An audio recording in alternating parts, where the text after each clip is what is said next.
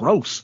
Like she starts spewing the red liquid out of her mouth, and like we don't exactly see the transformation like that. I don't think in any other part of the show, moving forward when the Zygons come back later in Series 9.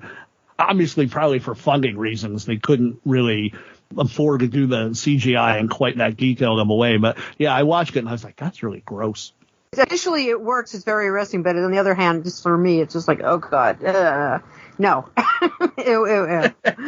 I have a feeling, I'd like to think that Moffat was like, yeah, make it as disgusting as possible because they're Zygons, There wasn't much that I disliked from this episode. It doesn't ruin the episode or anything, but my least favourite thing is the depiction of Queen Elizabeth. Because the depiction just goes against, definitely in this country, the way she's spoken of and remembered. Because this is I know I have the body of a weak and feeble woman, but I have the heart and stomach of a king and a king of England too. This is the Queen portrayed on screen by Judi Dench and Kate Blanchett. There is a wind coming, madam, that will sweep away your pride.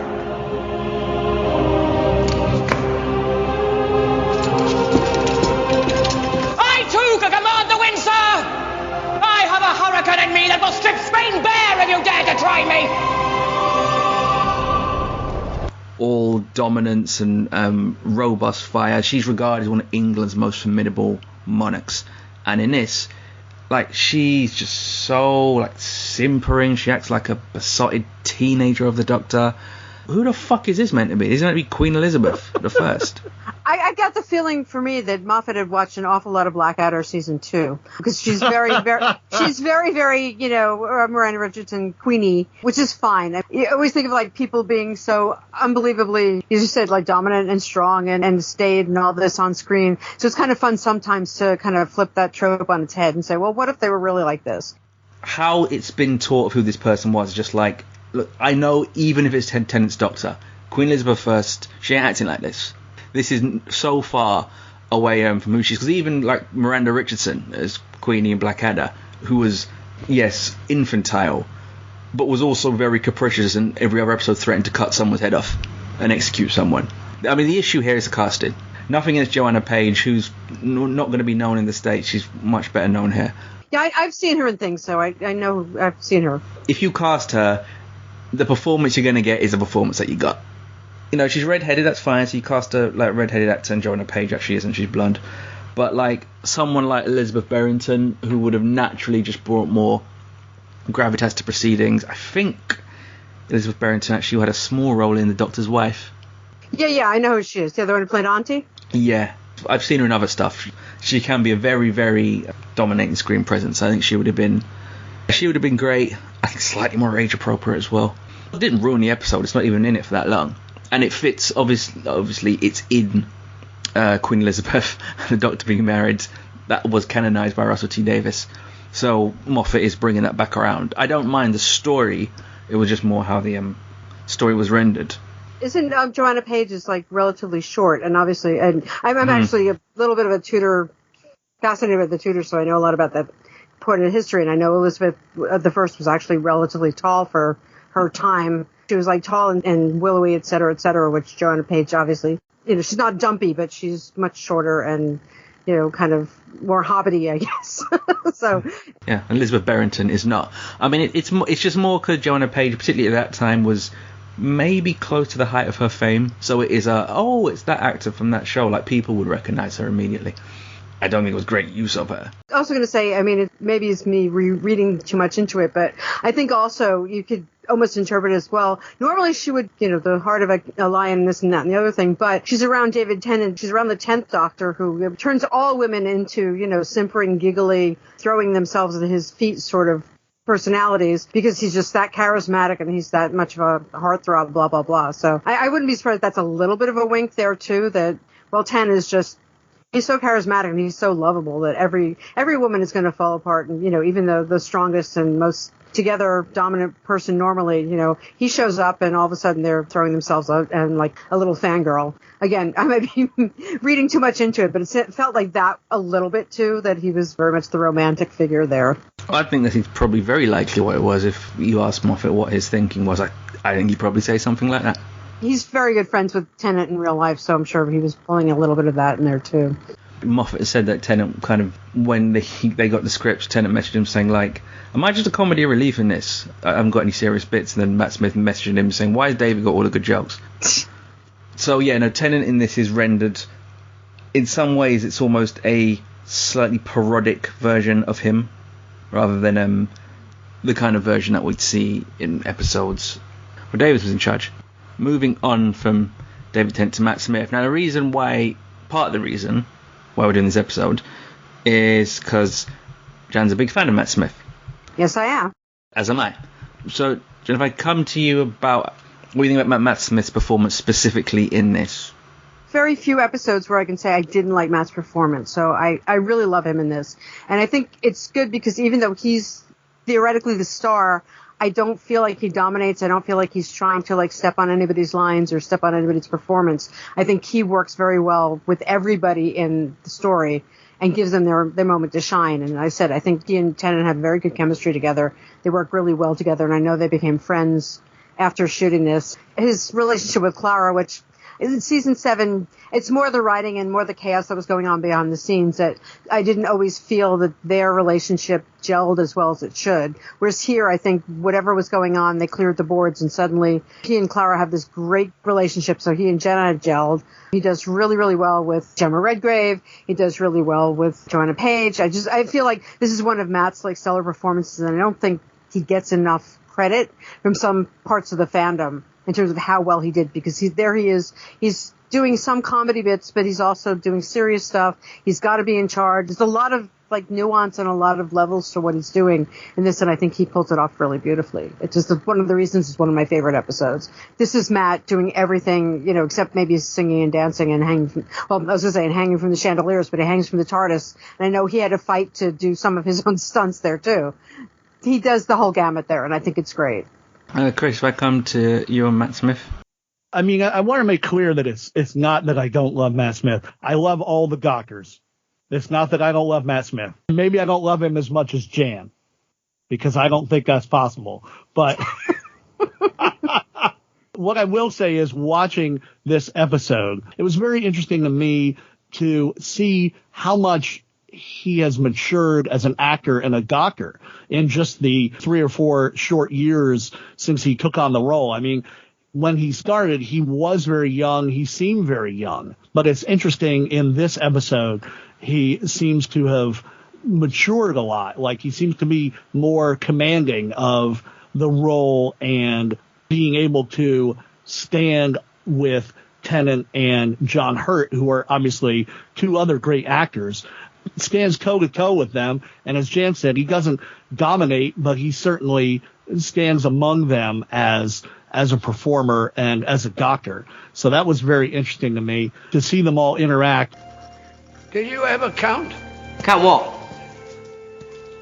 How many children there were on Gallifrey that day?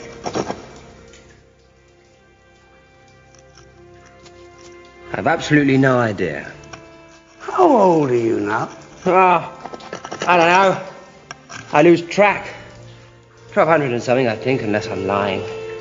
I can't remember if I'm lying about my age. That's how old I am. 400 years older than me, and in all that time you never even wondered how many there were. You never once counted. Tell me, what would be the point? 2.47 billion. You did count.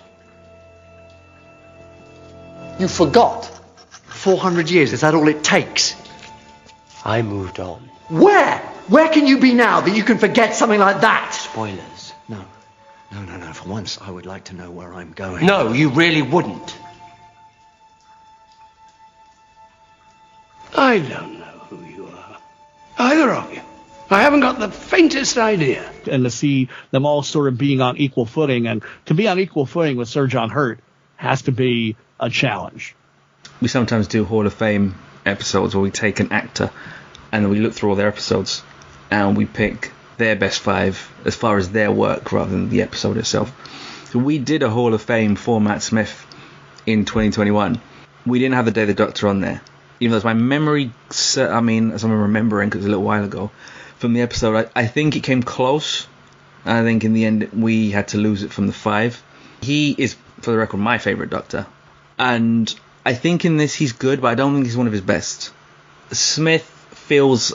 I know Moffat's spoken glowing terms about this. Smith feels, as far as modern incarnations go, has felt like the Doctor more than anyone else.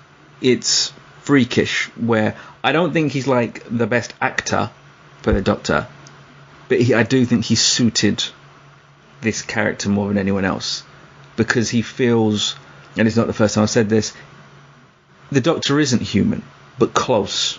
So the Doctor should always feel just slightly, not in a negative way or a frightening way, but slightly off. Someone who is so odd and so just odd and eccentric that you're kind of like, what are you? So he's almost human, but he's not. He's almost like someone you know, but he's not. That's always how I feel the Doctor should be, and Smith, I feel, generally embodied that. I also think he, as a Doctor, is one of the better Doctors when he's bouncing off people he has good chemistry with. I think sometimes that's the case here. I think probably with Tennant, but not always. I never thought, and he's spoken more recently about his time with Jenna Coleman, that he feels bad about how it went because he felt she didn't get his best, and the bond wasn't as tight as he hoped it would be. He hasn't blamed her for that. Well, I think like his chemistry with Karen Gillan and Arthur Darvill, and yes, even James Corden. I know that everyone has, for good reason, sold their stock in James Corden now, but for a while he was massive over here before you lot found out who he was.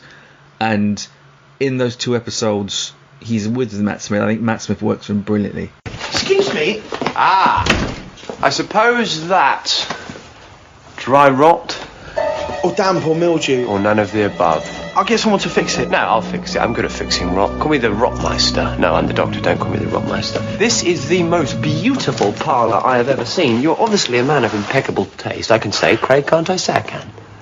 You haven't even seen the room. The room? Your room. My room? Oh, yes, my room. My room. Take me to my room. And I think that in turn tends to get the best out of him. It's sort of like very fashionable now to bash Corden, and I understand why. But Corden's actually a really damn good actor. He is.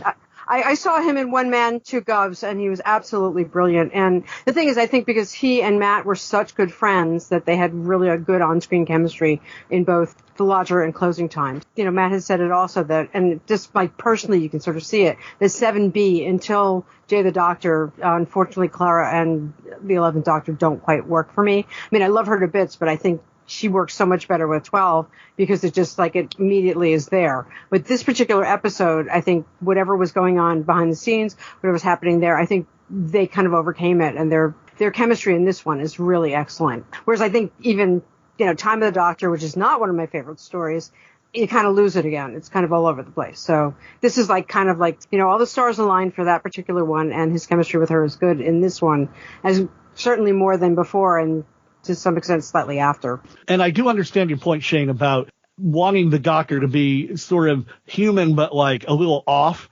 And I think probably because they were just trying to fit so much into this episode that there weren't a whole lot of those kind of moments in this story where you could see like more of the quirkiness or more of the being a little bit off from the human norm in this. I mean, he definitely, and this goes probably to really almost all the characters. I mean, John Hurt really gets a great character arc in this episode, and maybe Tennant a little bit as well, but they're very much more plot driven, I feel like, in this episode, only because there's just so much going on and so much that they're trying to cram in here that there aren't really places to put in those more quirky kind of elements, if that makes sense.